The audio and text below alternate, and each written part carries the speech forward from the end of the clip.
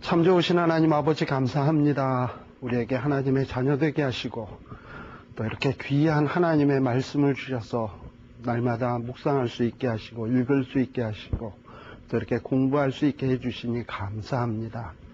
하나님의 말씀을 통해서 우리의 심령이 무럭무럭 자라게 하시고 정말 또 든든한 믿음의 사람들이 되어서 우리 하나님이 요구하시는 대로 쓰임받을 수 있는 자들 다 되게 하여 주시옵소서. 예수님 이름으로 기도드리옵나이다. 아멘. 사람들이 안 와서 욥기 조금 얘기할게요. 조금 덜 했던 거. 욥기 한 38장 한번 가만 보세요. 자, 지난 시간에 이 얘기했던 거 기억나시죠? 욥이 내가 언제 죄 지은 적이 있냐? 이러면서 막 한탄을 했잖아요. 내가 언제 이렇게 못된 짓을 한 적이 있냐? 그러고서는 또 한편 욥이 그러면서 한 말이 뭐냐면, 그런데 어찌하여 내가 이렇게 심각한 고통을 당해야 되느냐? 이 질문이 어떻게 보면 욥이 얘기하는 가장 키워드 중에 하나일 거예요. 내가 언제 죄를 지었냐? 그러니까 죄인 적 없다는 얘기죠. 그런데 어찌하여 이 고생을 당하냐? 이러고 얘기하는 거예요. 그러니까는 인과응보의 법칙에 의하면은 도저히 이건 말이 안 된다는 거죠. 내가 죄 지은 적도 없는데 어째서 내가 이 생고생을 하고 이렇게 남보다 더 고생을 하고 혹독하게 시련을 당해야 되는지 난 도무지 이해할 수가 없다. 이게 욥이 갖고 있는 의문 가운데 하나였습니다. 그런데 38장에 보면 이제 하나님이 딱 등장하는 거예요. 그래서 하나님이 등장해서 하시는 말씀이, 들어오세요. 네.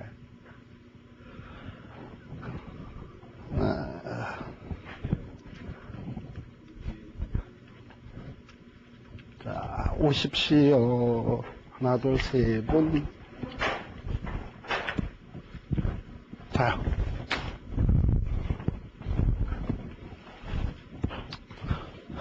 조금 늦는 것 같아가지고 오늘 시편만 하려고 그랬는데 사람 올 때까지 욥기를 조금 맞이하자 해가지고 지금 얘기하고 있었어요. 내가 언제 죄 지은 적도 없는데 어찌하여 내가 이 고생을 하냐 이러고서는 도대체 이해가 안 간다 이러고서는 답답해서 지금 욥이하고 얘기를 하고 있는데 38장에 보니까 하나님이 딱 등장하신 거예요.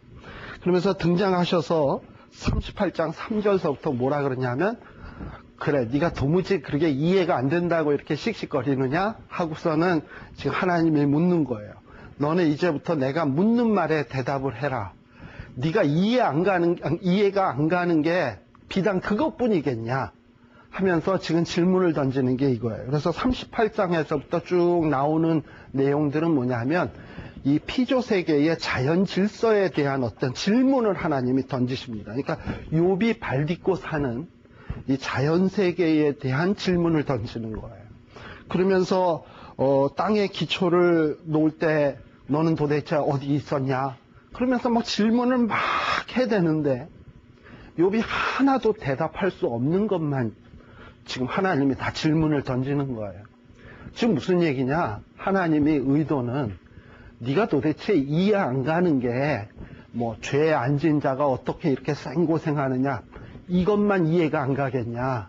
네가 이해 안 가는 거는 네가 발딛고 사는 자연 세계에도 너무나 많다.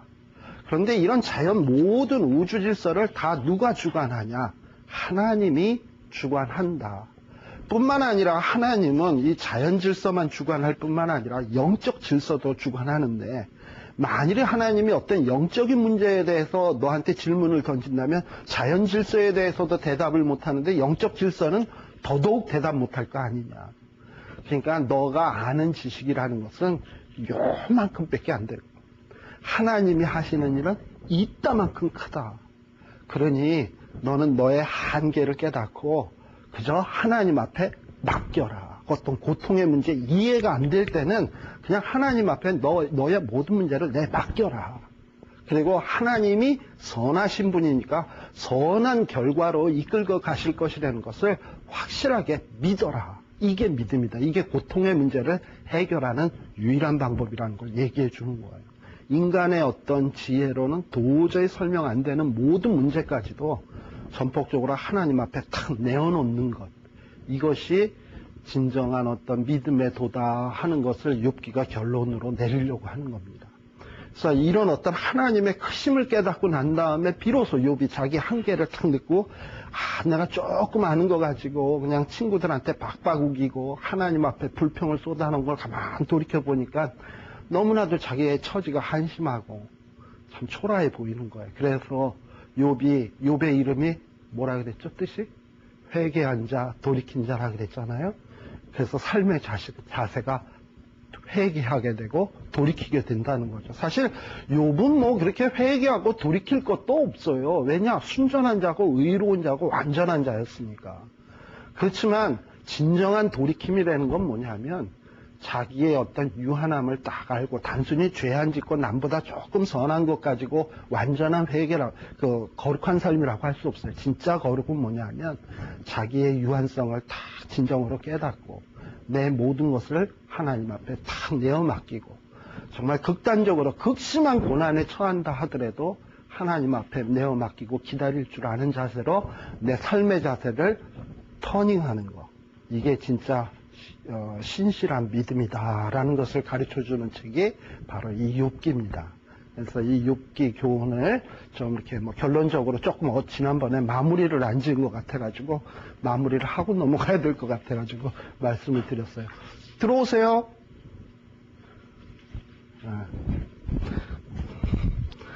우리 팀이 아닌가 보네. 자, 그럼 오늘은 이제 시편을 하려고 합니다. 자, 시편이 몇 장까지 있나요?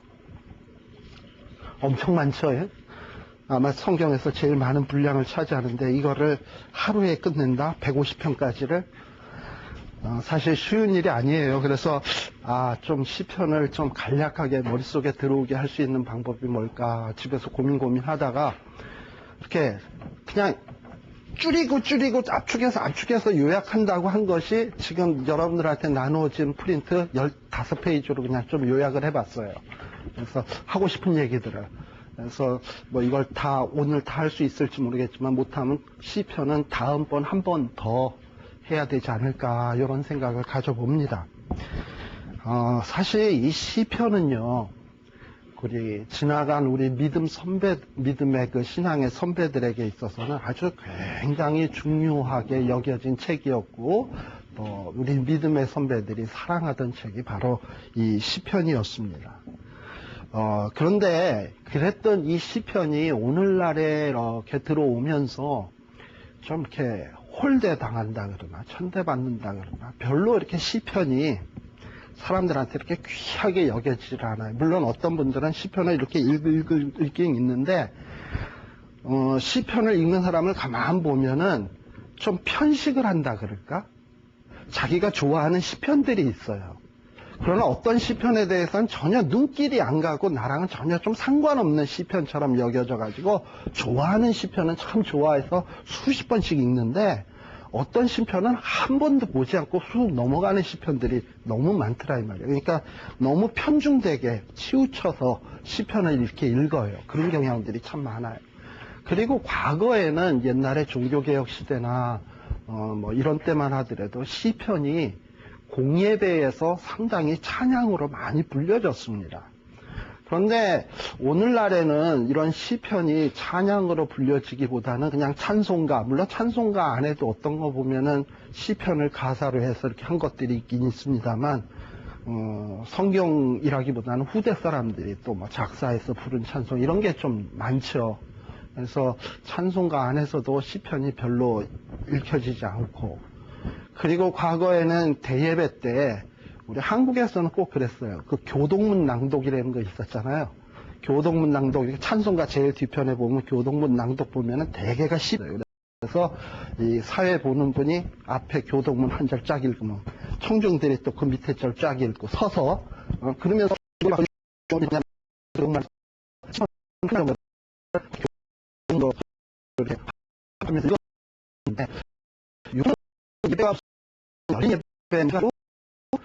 그런 어떤 시편을 읽기보다는 성실하게 그냥 할 없이 넘어가는 경향이 참 많더라 이 말입니다.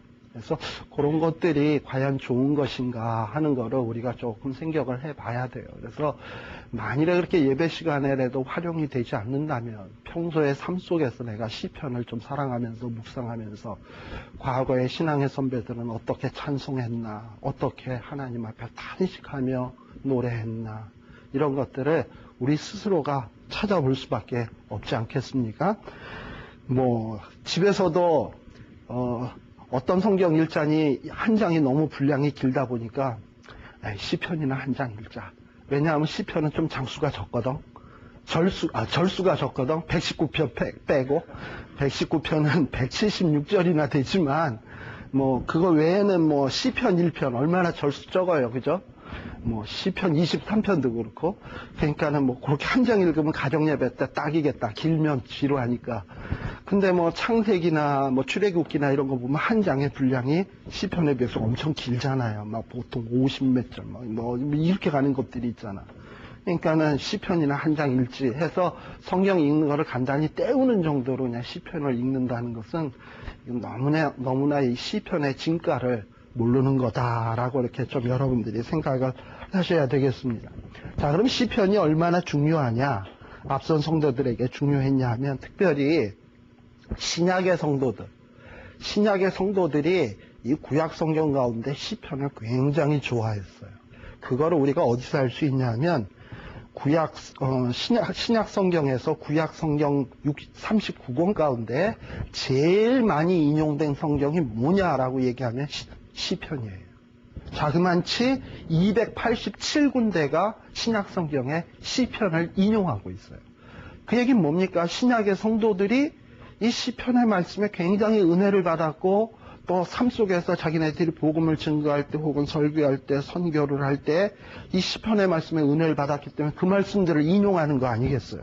또 우리 예수님도 역시 시편의 말씀을 인용하는 거는 그만큼 시편의 말씀이 하나님께 거룩하게 영감되어서 우리 성도들에게 필요한 책이니까 그렇게 시편이 많이 인용되고 있는 거죠. 이런 걸 보면 신약에 이렇게 많이 인용했다라는 것은 시편은 참 중요한 책이었다라는 것을 생각할 수 있고요.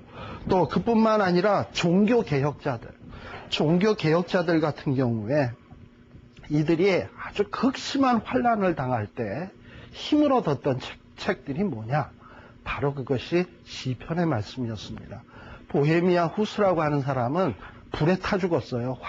화형을 당했어요. 완전히 불고기가 돼서 죽게 되었는데 그가 이 화형장, 이 불에 타 죽는 그 화형장에 갈 때 어떤 찬송을 했냐면 시편 31편을 묵상하면서 찬송하면서 갔어요.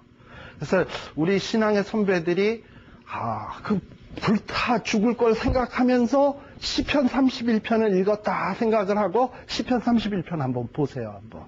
거기에 보면 이 시편 31편을 이렇게 앞서간 선배들이 어떤 위급한 상황에서 정말 하나님 앞에 기도하는 심정으로 이런 찬송을 했다라는 것을 생각하면서 나도 그와 같은 심정, 비슷한 심정에서 시편 31편을 읽으면 이전에 읽던 느낌하고 그런 걸 생각하면서 이 시편을 읽는 게 느낌이 달라. 만일에 여러분들이 지금 어떤 극심한 박해를 받아서 화형장으로 간다. 내가 죽으러 간다. 그럴 때 시편 31편을 읽는다고 해보세요. 첫 절서부터가 아주 그냥 마음에 확 와서 닿지. 하나님, 내가 지금 화형장으로 갑니다마는 나는 지금 주님께 피하는 겁니다. 그러니 하나님께서 나를 부끄럽게 마시고 나를 의롭게 나를 건져 주옵소서. 이건 믿음이 있어야 이 찬송을 어떤 이 시편을 기록한 저자의 믿음, 또 지금 찬송을 부르는 사람의 그 믿음, 또 보는 우리의 믿음이 일치될 때 이게 은혜로워지는 거죠. 그죠? 그러면서 내게 이 찬송 부르는 이런 이 기도를 귀를 기울여서 들으시고 속히 건지시고 나의 견고한 바위와 구원하는 보장이 되소서 하고서는 찬송을 하는 거예요. 그리고 4절에 보면 저희가 나를 위하여 비밀히 친 그물에서 빼어내소서 주는 나의 산성이시나이다. 그러면서도 물론 구원해 주기를 은근히 이렇게 바라고는 있지만은, 그러나 또 한편 5절에 보면 하나님이여 나의 영혼을 주의 손에 부탁하나이다.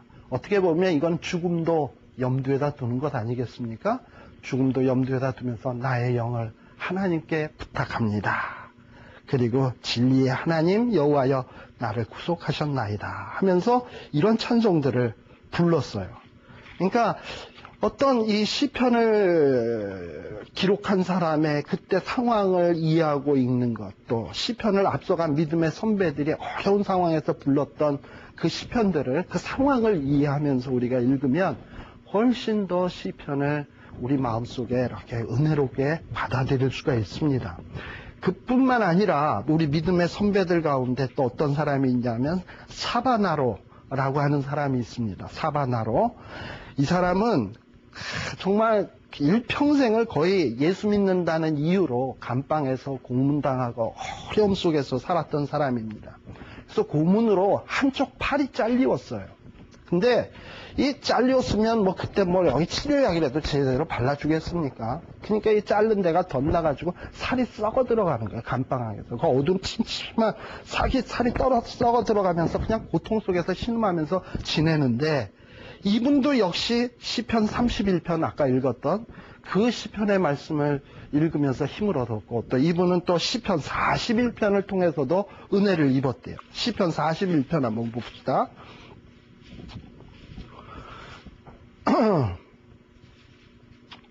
자, 특별히 41편 3절 같은 데 보세요. 자기 지금 막 살이 푹푹 썩어 들어가는 거야. 막 썩은 내가 나고 구데기가 들끓고 어두침침한 감옥이고 아무도 돌아보는 사람이 없어. 아파 죽겠는데.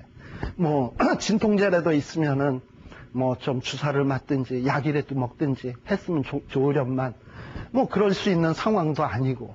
그러니 이 고통 중에서 이 믿음의 선배 사바나로라고 하는 사람이 할 수 있는 일이 뭐겠습니까? 하나님 앞에 기도하는 거죠. 근데 그 기도를 어떤 것을 의지해서 기도하냐면 시편 41편 다윗이 불렀던 시인데, 이 다윗이 불렀던 시를 자기의 기도처럼 하나님 앞에 기도하는 거예요. 그러면서 3절에 보면 여호와께서 쇠약한 병상에서 저를 붙드시고 저의 병중 그 자리를 다 고쳐 펴시나이다. 그러면서 여호와여 나를 긍휼히 여기소서. 그리고 또 5절 같은 데 보면 원수들이 내게 악담하기를 저가 어느 때나 죽고 그 이름이 언제나 멸망할꼬 하며 나를 보러 와서는 거짓을 말하고 중심에 간악을 쌓았다가 나아가서는 이를 광포하며 나를 미워하는 자가 다 내게 대하여 수군거리고 나를 해하려고 막 이러고서는 이런 상황인데, 10절에 보면은 그러하오나 주 여호와여 나를 긍휼히 여기시고 일으키사 나로 저희에게 보복하게 하소서 하면서 하나님 앞에 찬송과 애절한 이런 기도들을 하고 있습니다. 그러니까 어떤 이런 상황을 이해하면서 우리가 이렇게 시편을 이렇게 본 것이, 여러분들도 어떨 때는 막 병중에 있을 때, 또 아까처럼 우리가 순교할 일이 생기면 화영장에 갈 때 앞서간 믿음의 선배들이 이런 찬송했다더라 했을 때 이 말씀을 만일에 암송하거나 머릿속에 기억하고 있다면, 나도 비슷한 기도를 할 때 그 기도가 얼마나 힘이 있으면 내게 위로가 되겠으며, 또 하나님이 그런 기도들을 얼마나 기뻐 받으시겠나. 그러면서 우리 믿음의 사람들이 현재를 살아갈 때 힘을 얻고 위로를 얻고 능력을 얻을 수 있는 아주 귀한 책이 바로 이 시편이라 이 말이에요. 그리고 우리가 잘 알다시피 마틴 루터도 시편 46편의 영감을 받아가지고 종교 개혁을 했습니다. 우리 마틴 루터 같은 경우 잘 알잖아요. 당시에 그 카톨릭의 그 세력이라는 게 얼마나 지엄하고 진짜 무소불위의 권세를 갖고 있었습니까?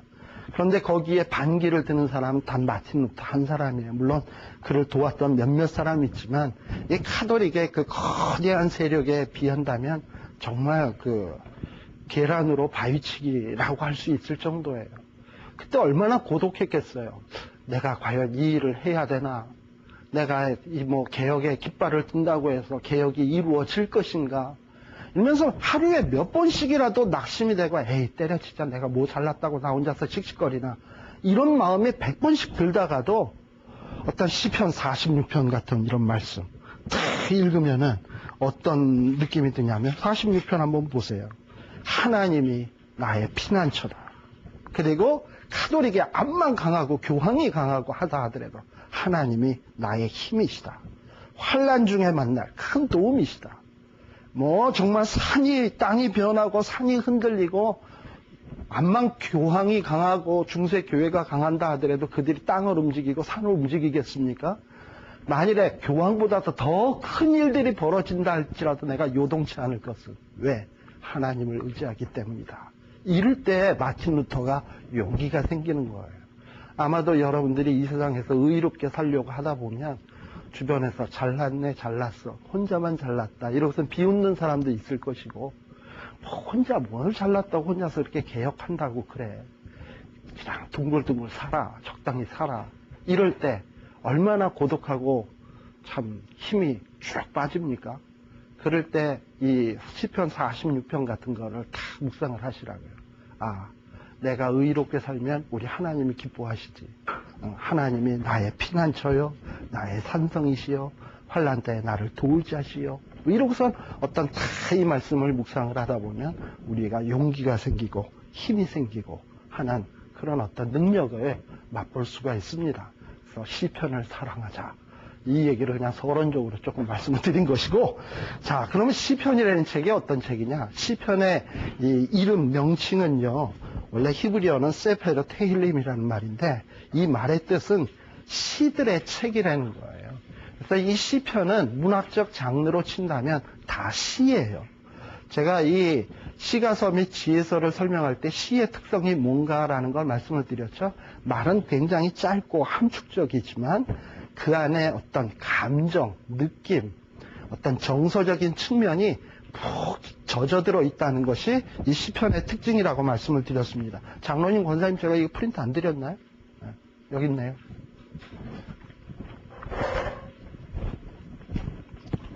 죄송합니다. 늦게 드려서.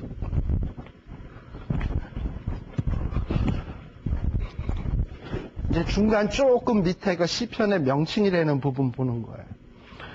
자, 그래서 제가 이 시들의 책이라는 건 어떤 감정과 정서가 푹 젖어 있는 책이거든요.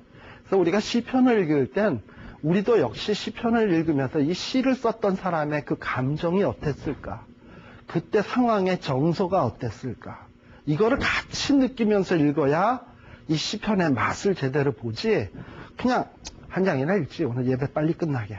가정예배. 후룩 읽으면 거기에 무슨 감정이 있겠으며, 느낌이 있겠으며, 와 닿는 게 있겠어요. 우리 제가 아까 조금 전에도 얘기했지만, 뭐, 사바노라, 혹은 루터, 보헤미아, 후스, 이런 사람을 제가 얘기한 거는, 그때 그 사람들의 감정을 우리가 쉽게 이해할 수 있잖아. 화형장으로 내가 가는데. 그것도 그 느낌이 확 오잖아요. 그런 어떤 감정에서 아까 시편을 읽으면, 벌써 그 시편의 느낌이 조금 달랐잖아요. 그리고 또 뭐, 마틴 루터의 어떤 상황, 그때 상황을 딱 생각하면서 그가 가졌던 감정을 생각하면서 나도 덩달아서 같은 시편을 읽을 때 오는 감정이 있잖아요. 그런 식으로 읽으면 훨씬 더 이 시편이 우리에게 생동감 있게 다가온다 이 말이에요. 그렇기 때문에 시들의 책은 그런 느낌을 가지고 읽어야 되겠다라는 거예요. 그러면 이 시편은 누가 썼냐? 우리가 통상적으로 시편의 저자 하면은 다윗이다 이러고 얘기를 합니다만은 시편은요 총 150편이 있거든요. 근데 그 150편 가운데 한 100편 정도만 정확하게 저자가 써져 있습니다.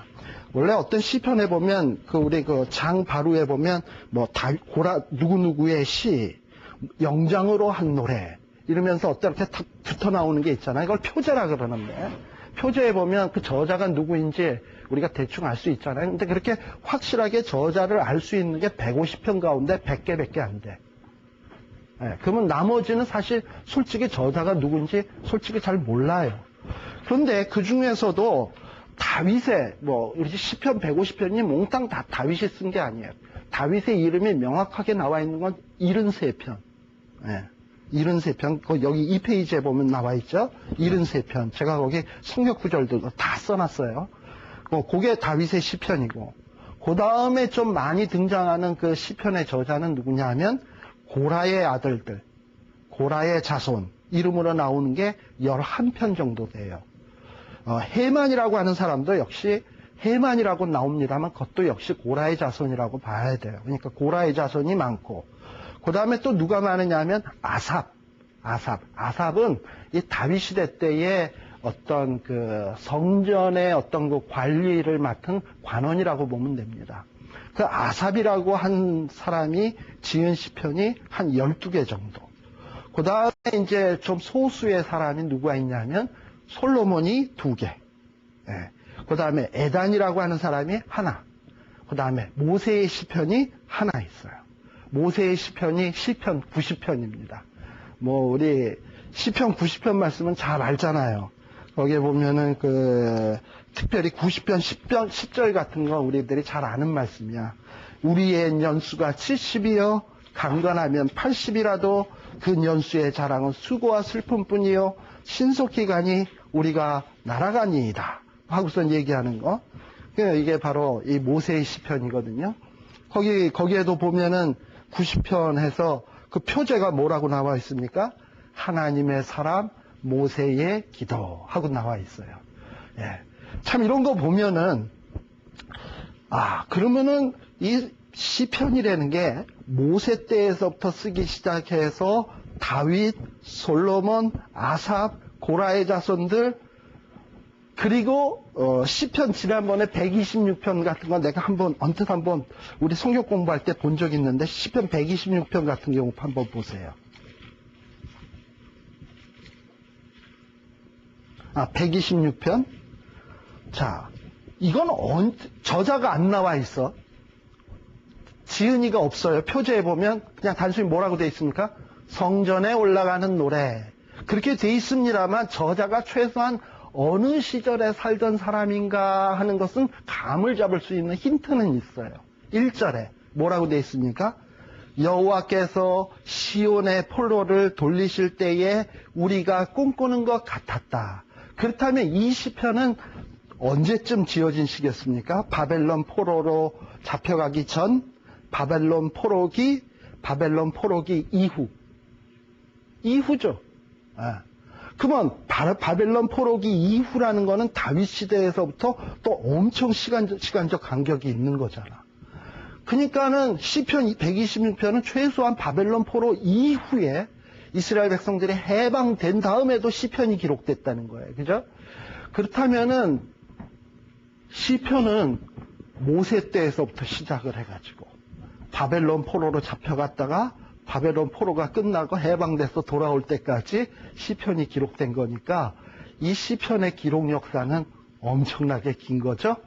거의 1000년에 걸쳐서 오늘날의 시편이 이루어졌다고 보면 돼요. 왜냐? 모세가 BC 1500년대 사람이거든요. 그리고 이스라엘 백성들이 바벨론 포로로 잡혀갔다가 돌아올 때가 한 500년, BC 한 500년대쯤 되거든요. 그러니까 이 시편의 150편이 완성되려면 최소한 1000년의 기간이 걸려야 되는 거예요. 그러니까 1000년 동안에 위대한 믿음의 선배들, 그 중에는 대표적인 인물 다윗도 있지만 또 고라의 자손도 있고 아삽도 있고 솔로몬도 있지만 또 저자 미상의 시편이 한 50편이나 있잖아. 그런 사람들이 여러 사람들이 어려울 때 찬양하고 어려울 때 기도했던 내용들을 그 영감받아 기도했던 내용들을 후대에 이 하나님의 종들이 모아서 이것을 후대 사람들이 읽히게 할 때 이 사람들이 이 시편을 읽고 온전한 사람 될 수 있겠다 해서 오늘날의 이 시편으로 묶어놨다고 보면 되는 거예요. 그러니까 이 1000년 동안이니까 굉장히 긴 역사고 긴 어떤 진짜 그 배경을 갖고 있는 책이 시편이다라고 이렇게 생각을 하시면 좋습니다. 자, 그러나 이 시편 하면은 우리가 그래도 제일 머릿속에 딱 떠오르는 인물이 누구냐? 다윗이에요. 제일 대표적인 인물. 왜냐?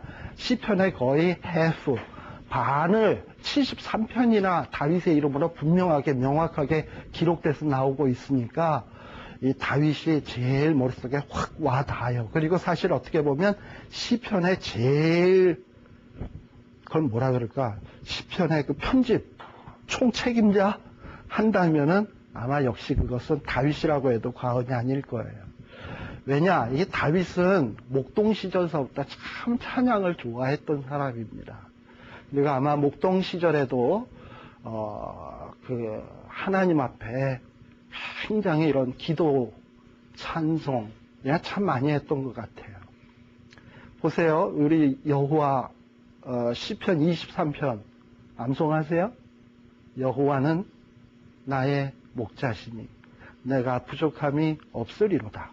그가 푸른 물가로 쉴만한 골짜기로 인도하시는도다. 이러면서 찬송을 하는데 이 다윗이 왜 그런 찬송을 했을까? 본인이 목자잖아. 그래서 양떼들을 푸른 초장으로 데리고 갔다 쉴만한 물가로 인도했을 때 아마 다윗은 이 목자로서 양들의 눈빛만 봐도 이 자식들이 지금은 마음이 아주 흡족하구나. 내가 푸른 초장에 데리고 가서 좀 마음껏 먹였더니 이렇게 좋아하네. 그리고 또 쉴만한 물가로 가서 그늘진 데서 양들을 쉬게 하니까 새곡새곡 자.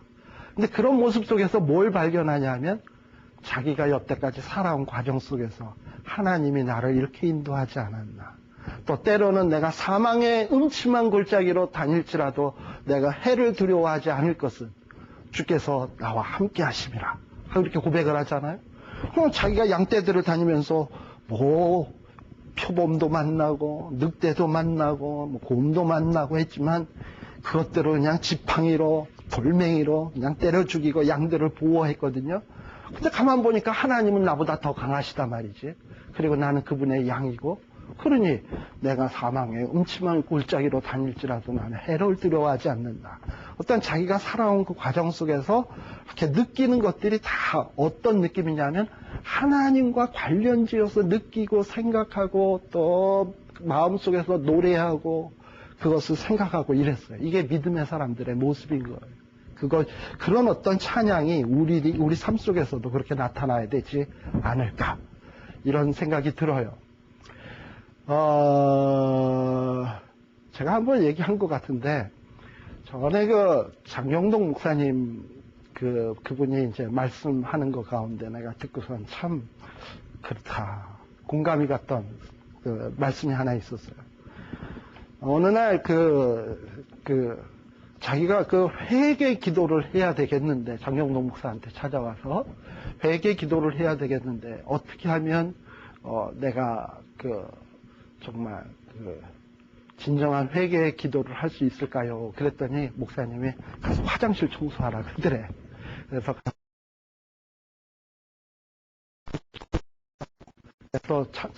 화장실 청소를 하면서 무슨 찬송을 불렀냐면 물 가지고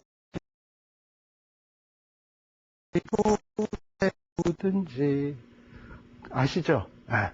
그 찬송을 부르면서 화장실 청소를 시킨 거야, 그분을.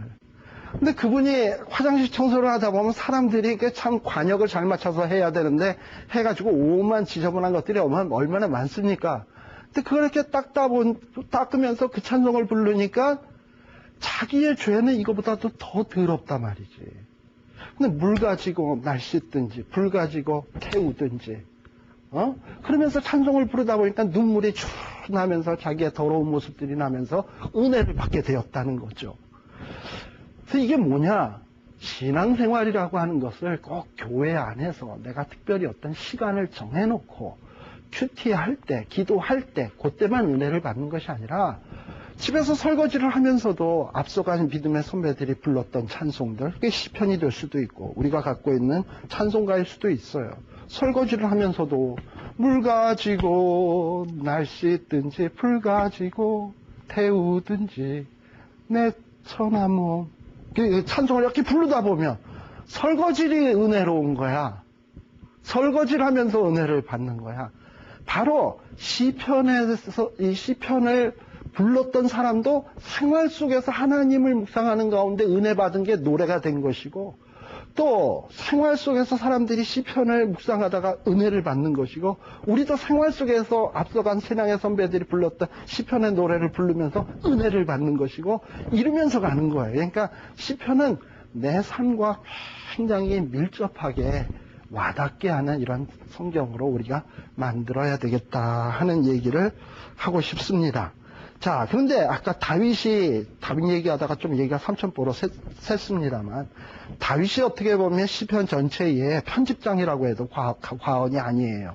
그 이유는 몇 가지가 있는데, 이 페이지 중간 약간 윗부분에 보면, 첫째, 성경에서는 다윗을 위대한 시인이라 그러고 가인이라 그럽니다. 가인이라는 건 노래 가짜, 노래 부르는 사람. 시인이요, 가인이었다. 그리고 다윗이 자기 자신을 가리켜서도 노래를 잘했다고 이야기를 하고 있어요. 그러면 다윗이 무슨 노래를 잘했을까? 뭐 쨍하고 했들라 뭐 이런 노래 했겠습니까? 다윗이 불렀던 노래는 여호와는 나의 목자시니 이런 노래 했겠지. 그러면서 자기가 은혜를 받고, 그리고 또 그런 노래를 잘하다 보니까 사울 왕을 위해서도 노래하는 자가 될 수 있었던 것이고, 그러다 보니까 또 친히 많은 노래도 지었습니다. 그리고 그런 노래들이 오늘날 이 시편 안에 기록되게 된 거예요. 또 그뿐만 아니라 이렇게 노래를 좋아하다 보니까 그가 왕이 되었을 때 성전 안에 이 노래방을 설치한 게 아니라 노래하는 사람들을 세워서 하나님을 찬송하는 성가대를 조직을 했던 사람이에요. 그리고 또 이 성가대 규칙도 만들었던 사람이 바로 이것이 다윗이었습니다. 그래서 이 성가대 대장, 성가대 지휘자에 해당되는 사람들이 누구냐 하면 고라, 아삽 뭐 이런 사람들이에요. 그래서 고라의 시, 고라의 아들들의 시, 아삽의 시 이렇게 나오는 거는 그분들이 성가대 대장이고 지휘자고 음악을 맡은 자들이다 보니까 또 그분들이 작사하고 작곡하고 하는 것들이 많다 보니까 시편 안에 들어오게 된 거죠. 그러나 그 고라, 아삽의 뒷배경에는 누가 있냐면 다 다윗이 후원을 했기 때문에 이 고라 자손들이 이렇게 또 좋은 시편을 만들어낼 수 있었고, 아삽이 또 좋은 시를 만들어낼 수 있었지, 다윗이 없었다면은 그런 시를 만들어낼 수 없었을 것입니다. 그러니까 그런 면에서 정말 다윗은 이스라엘 역사에 있어서, 이스라엘 예배에 있어서 어떤 이런 찬송, 예배, 하나님을 찬양하는 이런 일에 있어서 아주 혁혁한 공을 세운 사람입니다. 그러니까 아버지가 그러다 보니까 또 누구도 또 덩달아서 또 아버지가 시를 많이 쓰다 보니까 그 아들도 2편이나 썼어, 솔로몬. 그게 뭐냐면 다 아버지의 영향이겠죠? 그래서 솔로몬도 그렇게 시를 썼고. 그리고 또, 그래요. 그래서, 왜 이렇게 다윗이 시편하면 다윗이 떠오르는가 하는 것은 너무나도 이런 걸 보면 우리들이 알 수 있는 일이다라는 거예요. 거기 일일이 성경 구절을 다 안 찾았습니다. 그러니까 그걸 다 찾기 시작하면 그것만 가지고서도 그냥 1시간 다 갈 것 같아가지고. 그래서 페이지 넘겨보시면 또 하나, 어떤 시편 전체에 대해서 거의 책임자로 시편에서 신약 성경의 저자들은 누구를 언급하냐면 다윗을 언급을 해요. 신약 성경에서도 보면 사도행전 4장 25절 같은 데 보면 시편 2편을 뭐 인용하면서 뭐 이걸 다 뭐라 그랬냐면 다윗의 시다, 다윗의 시다 뭐 이러면서 신약 성경에서 곳곳에서 그냥 다윗의 시로서 언급하고 있는 것을 보게 됩니다. 그래서 시편의 저자는 다윗이다. 그래서 여러분들이 시편을 읽을 때요, 어떤 그 백그라운드로 뭘 같이 더불어 읽는 것이 좋으냐 하면 사무엘서 알죠? 우리 성경 공부했잖아요. 사무엘서 상하를 읽다 보면 이 다윗의 역사가 쫙 나오지 않습니까? 다윗의 그 역사가 쭉 나오는데 그 다윗의 역사를 한번 이렇게 훑어보는 게 좋아요. 근데 그 사무엘서에 나오는 그 다윗의 역사라고 하는 것은 굉장히 간단해. 그러니까 딱 뭐 같다고 생각을 하면 신문 기사 같다고 생각을 하면 돼. 그러나 시편은 뭐냐 하면 신문 기사가 아니라 다윗의 심정들이 녹아 있어요. 근데 그러니까는 사무엘 상하만 읽는 게 좋은 게 아니라 사무엘 상하를 읽으면서 시편에 나오는 다윗의 시라고 되어 있는 것을 같이 더불어 읽으면 그걸 뭐냐? 완전히 뼈대만 있는 게 아니라 거기에 살이 붙는 거죠. 그냥 사무엘 상하만 읽었다 그러면 뼈대만 세우는 것이고 거기에다가 시편에 살을 붙이면 완전히 그 어떤 그 다윗의 모습이 다윗의 어떤 그 신앙의 모습이 다르게 나타나요. 사무엘서를 이렇게 읽다 보면 다윗이 굉장히 딱딱하고 뭐 좀 이렇게만 느껴지는데 시편에서 이렇게 읽어보면 그래요. 사실 바세바와 우리아의 아내 바세바와 간통하고 난 다음에 나오는 그 기록이 사무엘서에는 얼마나 간단하게 기록되어 있습니까? 뭐 별거 없어요. 별거 없어요. 그러나 시편 51편 같은 경우에 다윗의 그 애통해하면서 회개하는 참회의 시거든요. 사무엘서만 읽어서는 다윗의 감정이 전혀 안 나타나. 하나님 앞에 얼마나 회개했는지 그 느낌이 별로 없어. 그러나 시편 51편을 그때 그 상황을 염두에다 두면서 다윗이 이렇게 참회를 했구나 하면서 시편 51편을 쭉 읽다 보면 다윗이 이렇게 하나님 앞에 정말 죄를 애절하게 정말 가슴 치는 마음으로 이렇게 회개를 하고 있구나 하면서 다윗의 어떤 그 감정을 확 우리가 느낄 수가 있습니다. 그래서 시편을 제대로 읽으려면 어떤 그 역사서의 뼈대와 골격을 이해하면서 그러면서 거기에다가 감정이 살아있는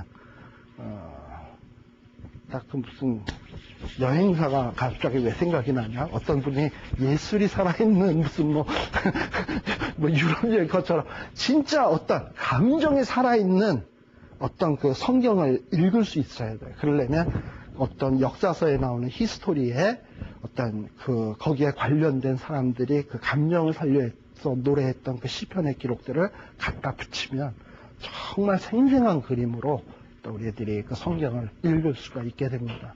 그런 면에서 시편은 상당히 참 좋은 책이다라는 거예요. 자, 그런데 3페이지에 보면 시편의 구분 약간 윗부분을 한번 보세요.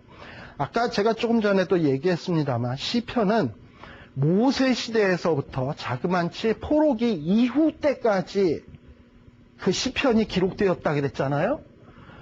그러다 보니까 이 시편은요 어느 한 시기에 완성된 게 아니에요. 모세 때서부터 포로기 이후 때까지 그 시편이 기록된 시들이 묶여진 거니까. 근데 이 묶여지는 게 물론 다윗 주도하에 대부분이 많이 묶여졌어요. 그러나 다윗이 죽고 난 다음에 솔로몬이 지은 시는 누가 시편에다 오늘날의 책처럼 만들어 놓겠어요? 그 다음에 바벨론 아까 포로기에서 돌아올 때 우리가 포로기에서 돌아올 때 꿈꾸는 것 같아도 그 시를 써놓은 거는 누가 시편 150편 안에다 묶어놨겠어? 누군가가 나중에 시편에다가 잡아 넣은 사람이 있을 거 아니에요. 그죠? 우리가 찬송가, 우리가 갖고 있는 찬송가에도 보면 옛날에 없던 찬송들이 덧붙여진 것들이 있습니다. 뭐 가슴마다 파도 친다. 우리들의 젊은이. 이거는 한 20, 30년 전에는 없던 찬송인데 뭐 찬송가 공의회인가 뭐 그런 거 생겨나면서 찬송가를 옛날에 무슨 합동 찬송, 새 찬송 이렇게 돼 있는데 새로 찬송가를 이렇게 편찬위원회가 생겨가지고 오늘날의 찬송가를 만들어냈잖아요. 그때의 그 옛날에 없던 찬송들을 애들을 시켰거든요. 그 다음에 그런 찬송 중에 또 뭐가 있냐면 지금까지 지내온 것 주의 크신 은혜라. 사실 이 버전은 옛날 찬송가에는 없었어요. 뭐만 있었냐면 지금까지 지내온 것 주의 크신 은혜라. 요건 있었어. 그랬는데 이게 한국적 어떤 풍토를 좀 살리는 곡조도 있어야 되겠다 해가지고 지금까지 지은혜. 그래서 그 찬송 459장 460장 그래서 두 개를 같이 이렇게 찬송가 편찬위원회에서 오늘날 찬송으로 만들 때 이렇게 덧붙여 놓은 거거든요. 요거처럼 어떤 시편 150편의 편집 작업은 물론 주도적인 일은 다윗이 했지만 오늘날의 시편 50편이 성경 39권 안에 이렇게 딱 들어올 때까지 시편 150편을 묶음으로 묶는 작업은 한순간에 다윗 때 다 이루어진 게 아니에요. 그 이후에도 몇 대를 걸쳐서 이루어졌는데 그 시기를 보통 성경학자들은 한 4시기가 있었다고 봅니다. 거기에 누구냐 하면 대표적인 분이 누구냐면 물론 다윗이겠죠. 그 다음에 또 찬송을 굉장히 좋아했던 왕이 하나 있거든요. 그게 누구냐 하면 여호사밧이야. 여호사밧이 정말 위기에 처했을 때 전쟁에서 승리를 했던 적이 있습니다. 그래가지고 그 승리를 해서 그 원수들의 군대를 전부 다 그냥 몰살시키고 근데 그 몰살시킬 때 어떻게 몰살을 시키냐면 여호사밧 군대들이 찬송하면서 나갔어요. 그랬더니 하나님이 그냥 다 진멸을 시켰어. 그래가지고 그 골짜기를 원수들이 멸망한 골짜기를 브라가의 골짜기라고 얘기를 하거든요. 근데 그 브라가라는 말이 뭐냐면 찬송이라는 말이에요. 찬송의 골짜기. 이것처럼 여호사밧은 굉장히 찬송을 좋아했던 사람이고 찬송의 덕으로 원수를 무찔렀던 사람이기 때문에 아마도 이 성경학자들이 이야기할 때 여호사밧 때 대대적인 어떤 찬송가를 재정비하는 작업이 있지 않았겠나 이런 얘기들을 합니다. 그리고 또 우리들이 잘 알다시피 히스기야도 놀라운 어떤 하나님의 은혜를 받았던 사람 아닙니까? 우리가 알다시피 히스기야 아버지가 누군지 아세요? 므낫세. 므낫세는 이스라엘 나라에서 유다 나라에서 제일 오랫동안 왕노릇 해먹으면서 나라 완전히 말아먹은 왕이거든요. 근데 그 므낫세 왕이 죽고 난 다음에 히스기야가 왕이 되면서 대대적인 종교개혁을 일으켰습니다. 종교개혁이라는 게 뭐겠습니까? 우상을 다 타파하고 성전 청소하고 또 성전 안에 옛날에 다 그냥 흐지부지 돼버린 무슨 성가대도 다시 재정비하고 없어진 찬송가도 다시 복구하고 뭐 이런 작업이 종교개혁 아니겠어요? 그래서 아마도 히스기야 때 또 대대적인 어떤 이 시편의 경건한 노래들을 이렇게 편집하는 일들이 벌어지지 않았겠는가. 그 다음에 마지막으로는 에스라 시대. 에스라는 언제적입니까? 포로기 이후죠? 자, 아까 시편 126편 같은 거를 누가 했을까요? 누가 오늘날 시편 150편 안에 포함을 시켰을까요? 그럴 수 있는 사람은 에스라밖에 없는 거예요. 그죠? 에스라나 혹은 느헤미야 정도. 네. 그래서, 물론 그걸 에스라가 썼는지는 그건 모르겠지만, 그러나 에스라가 이스라엘 백성들을 말씀으로 막 가르치면서 대부흥운동을 일으키면서 같이 찬양도 했을 거 아니에요? 그러면서 과거 바벨론 포로로 잡혀갔다가 돌이킬 때 그 감격해서 불렀던 찬송들. 이것도 우리 찬송가에다 넣자.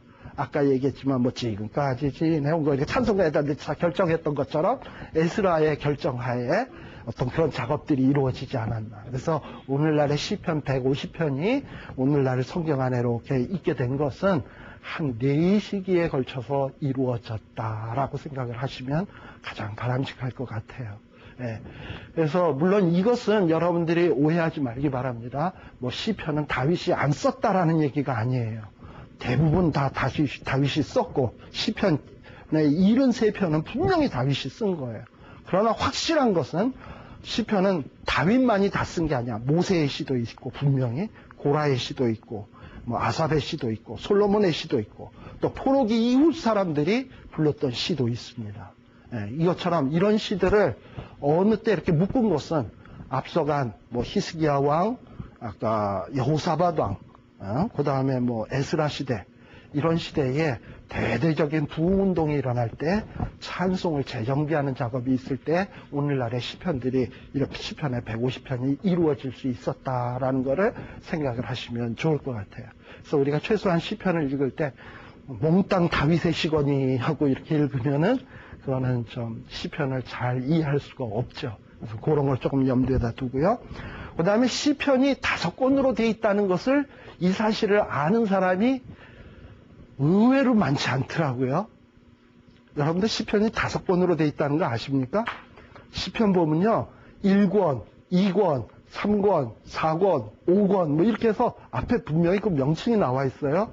근데 교회 오래 다닌 사람도 시편이 5권으로 되어 있다. 라는 걸 별로 몰라요. 시편 몇 편, 뭐 120 몇 편, 뭐 130편, 뭐 140편 이렇게 돼 있지 뭐 이런 건 아는데 이것이 몇 권에 있는 편이다라는 것을 아는 사람은 별로 많지 않아.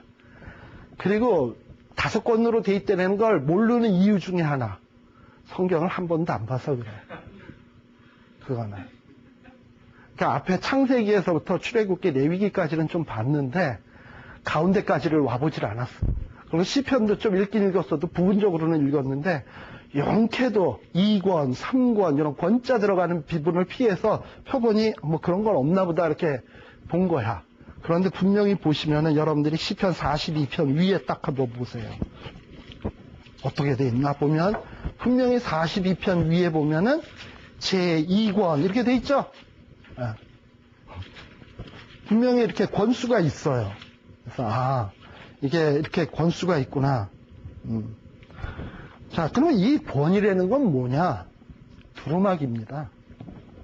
이스라엘 백성들에게 있어서 이게 두루마기예요. 그 당시에는 그 양피지, 그 양 가죽에다가 옆에 이렇게 기둥 같은 거 달아서 이렇게 둘둘둘둘둘 이렇게 말았잖아요. 이렇게 둘둘둘둘 말아서 쓰는 거니까 오늘날의 책처럼 이렇게 종이가 얇고 이러면 한없이 많이 쓸 수 있는데 그 양피지 길다란 거에다가 뭐 한 시편 1편 적고 2편 적고 3편 적고 많이 적어야 얼마나 적겠어. 그러니까 한 40장 정도 한 그 정도 쓰다 보면 이 양이 꽉 차버리는 거야. 그러면 두루마리 하나를 만들어서 1권. 응? 무슨 얘기인지 아시겠죠? 그 다음에 또 하나 써서 또 두루마기 만들어서 2권, 3권, 4권, 5권. 그래서 한 시편은 한 5두루마기 정도로 이루어지지 않았나. 이렇게 생각을 하게 되는 겁니다. 자, 그러면 이렇게 두루마기로 나누게 된 그 이유가 도대체 뭘까? 어떤 기준 하에 이렇게 5두루마기로 만들었을까? 이 부분에 대해서는 참 이 성경학자들마다 뭐라고 꼭 집어서 이렇게 답을 내리기가 참 힘들어요. 그러나 아까 첫 번째 생각할 수 있는 건 뭐냐면 양피지의 그 분량이 제한되어 있잖아. 그러니까 끼껏 많이 써봐야 한 40에서 한 45장 정도 분량으로 끊을 수밖에 없잖아요. 그러니까 5권 정도로 이렇게 나누는 게 그 이유가 아닐까 이런 생각이 드는 거고. 또 하나는 이렇게 아까 편집의 작업이 한 4-5번에 걸쳐서 이루어졌다 그랬잖아요. 그랬을 때 초창기에 편집했을 때 한 두루마기 만들었을 것이고 두 번째 단계 한 두루마기 만들었을 것이고 세 번째 단계에 또 이렇게 두루마기 만들었을 것이고 네 번째 단계에 이렇게 두루마기 만들 거 아니에요? 그러면서 한 5두루마기 정도 5권까지니까 이렇게 만들어지지 않았겠나 이렇게 추측을 해요. 그렇지만 아직도 확실하게 어떻게 시편이 5권으로 돼 있냐. 뭐 어떤 사람은 이런 얘기를 합니다. 모세 오경이 5권으로 돼 있으니까 시편도 그거 따라서 5권으로 어떤 뭔가 서로 대칭을 이루려고 한 거 아니겠나. 근데 그렇게 별로 설득력은 없어 보여요. 아무튼 이렇게 5권으로 된 데는 어떤 분량이나 어떤 편집 시기 어떤 이런 것들이 이유가 되지 않았을까 하는 그것이 가장 적절할 것 같습니다. 자, 그런데 요거에 대해서 요 5권에 들어 이루어졌는데 6페이지 한번 보실래요?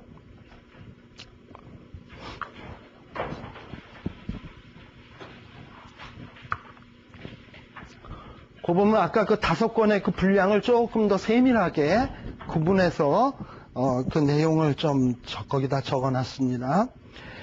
이 5권이요. 이게 아무렇게나 되어진 것 같지는 않아요. 아직도 확실히 왜 5권으로 되어졌느냐 학자들마다 어떤 정설로 딱 정해진 거는 없지만은 그러나 제가 그 위에다가 뭐 1991년 존 왈튼이라고 하는 사람이 쓴 어떤 그 신학 저널에서 나온 책을 좀 번역을 해가지고 거기에다가 이렇게 좀 정리를 해서 해놨는데요. 이분이 아주 설득력 있는 얘기를 해놨어요. 1권에서부터 5권까지에 나오게 된 것이 아무렇게나 되어진 것이 아니라 어떤 그 내용상에 분명히 어떤 구분이 있다는 거예요. 그게 뭐냐면 1권은 뭐냐면 제1권에 1권이라고 하면 뭐냐면 시편 1편에서부터 41편까지 그 도표 보시면 이해 가시죠? 1편에서부터 41편까지는 어떤 이스라엘 백성들의 신앙의 기초를 다루는 부분이다. 그리고 이 부분은 주로 누가 이걸 완성시켰냐 하면 다윗이 아까 성전의 모든 그 어떤 찬양대도 조직하고 지휘자도 임명하고 이랬다 그랬잖아요. 그러면서 이스라엘 백성들이 가져야 될 신앙의 기초를 어떻게 삼을 것인가. 이전서부터 내려오던 노래들이 있을 거 아니에요. 아까 모세의 시 같은 경우엔 다윗도 알 거 아닙니까? 모세가 훨씬 다윗보다 앞선 사람이니까. 아, 이런 시는 우리가 예배 시에 불러야 돼. 왜? 이런 시는 우리 믿음의 사람들의 신앙의 파운데이션이 되는 시야. 그리고 또 기타, 자기가 또 어려서부터 불러오던 찬송들이 있지 않습니까? 시편, 23편이라든지, 우리 아까 자기가 목동 시절에 불렀던 찬송, 아, 여호와가 우리의 목자야. 이건 우리 신앙의 아주 기본으로 삼아야 돼. 이런 시들을, 기초가 될 만한 시들을 묶어놓은 것이 시편 1편에서부터 41편이라는 거예요. 그 다음에 2권은 또 어떤 내용이냐, 2권. 자, 이 2권은요, 다윗이 자기의 지나간 그 이스라엘의 역사를 한번 쭉 훑어보는 거야. 훑어보다 보니까, 아, 하나님이 아브라함 때 우리에게 가나안 땅을 주신다 그랬는데, 진짜 여호수아서에 보니까 하나님이 가나안 땅을 주셨고, 또 그 사사시대에 혼란한 시대도 있었지만은, 그래도 하나님께서 사무엘 같은 선지자, 그 다음에 또 여러 사사들 동원해서 나라를 지켜주셨고, 또 마침내 나 같은 이런 다윗을 들어서 그 어려운 중에 사울의 핍박, 그리고 그 어려운 가운데서 지켜주시고 이러면서 오늘날의 나를 이렇게 왕으로 삼아주셨구나. 이건 다 하나님의 약속에 근거하신 것이고 하나님의 은혜에 근거한 것이다. 그런 거를 과거를 쫙 회상해 보는 거예요. 다윗이 지금에 이르기까지. 근데 그런 역사 속에서 그 시기에 이르기까지 여러 또 찬송들도 있었을 거 아닙니까? 자기가 불렀던 찬송도 있지만 다른 사람이 불렀던 찬송도 있을 거 아니에요? 그런 거를 모아서 42편에서부터 72편까지로 묶었다는 거죠. 네. 그러면 여러분들이 시편 1편에서부터 72편까지는 주로 누구의 시가 많겠습니까? 여기까지는 다윗의 시가 많겠죠. 네. 자, 그 다음에 3권은 또 어떤 시냐? 3권은 좀 다윗 이후를 역사적 배경으로 삼는 시예요. 자, 여러분들이 잘 알다시피 다윗과 솔로몬 시대는 이스라엘 역사에 있어서 최고 절정의 시기였습니다. 절정의 시기였는데 어떤 솔로몬 왕의 말기에서부터 솔로몬 왕이 타락하기 시작하면서 이스라엘 백성들에게는 어떤 어두운 그림자가 드리우기 시작을 했습니다. 그러면서 하나님의 징계로 이스라엘 나라가 남쪽으로 북쪽으로 나누어지게 되었고, 그러던 것이 북쪽의 역사는 계속 하얀 곡선을 걷다가 아수르에게 망해버리고, 또 이스라엘 백성은 물론 업앤다운은 있었지만 그러나 그 대체적인 흐름은 하얀 곡선을 걷다가 북이스라엘보다는 좀 늦게 망했지만 결국은 망하는 대로 가잖아요.